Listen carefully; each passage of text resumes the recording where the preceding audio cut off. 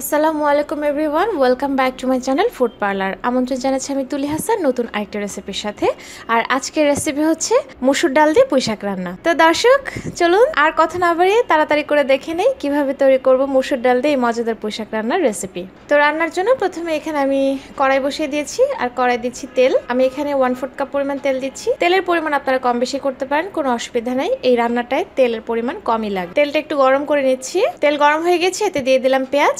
2 table চামচ পরিমাণ পেঁয়াজ কুচি দিয়েছি। এবার পেঁয়াজগুলোকে হালকা করে একটু ভেজে নেব, জাস্ট কালারটা হালকা একটু চেঞ্জ হওয়া পর্যন্ত। পেঁয়াজ ভাজা হয়ে গিয়েছে, ব্রাউন করার দরকার নেই, জাস্ট একটু ট্রান্সপারেন্ট হয়ে আসলেই এতে আমি দিয়ে দিচ্ছি এখন হলুদের গুঁড়ো, এবং হলুদের গুঁড়ো দেবো জাস্ট 1 চিমটি। আবার একটু হালকা নেড়ে নিচ্ছি। এবার এতে দিয়ে দিচ্ছি কাঁচামরিচ ফালি করে রাখা।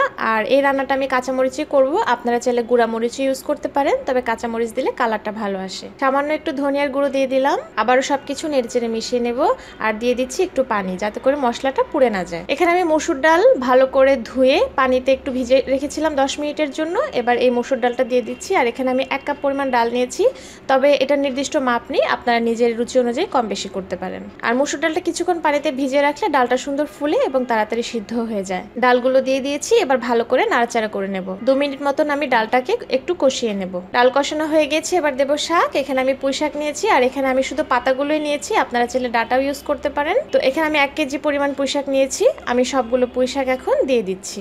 এখন তো নাড়াচাড়া করার উপায় নেই, এখন আমি দিয়ে দিচ্ছি লবণ। সবচেয়ে ইম্পর্টেন্ট জিনিসটা, পরিমাণ মতো লবণটা দেবেন, কারণ পুঁই শাক কিন্তু অনেক কমে যাবে। আমি সবসময় যেটা বলে থাকি, যারা এই পর্যায়ে আন্দাজটা বুঝেন না তারা অবশ্যই শাকটা যখন কমে যাবে তখন লবণটা দেবেন। এখন তো নাড়াচাড়া করার কোনো উপায় নেই, এখন আমি এভাবেই রেখে দেব। আর এতে আমি আধা কাপ পরিমাণ পানি দিয়ে দিচ্ছি আর ঢাকনা দিয়ে ঢেকে রেখে দেব শাকটা কমে আসা পর্যন্ত। তো শাকটা কমে গিয়েছে অনেকখানি, এখন নাড়তে আমার সুবিধা হবে।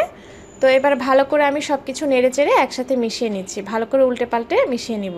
আর শুরু থেকে কিন্তু চুলার আঁচটা মিডিয়াম হাই আছে। এতে আর কোনো পানি দেওয়ার প্রয়োজন নেই, যেটুকুন পানি আমি দিয়েছিলাম সেটা তো রয়েছে, প্লাস শাক থেকে আরো পানি উঠবে।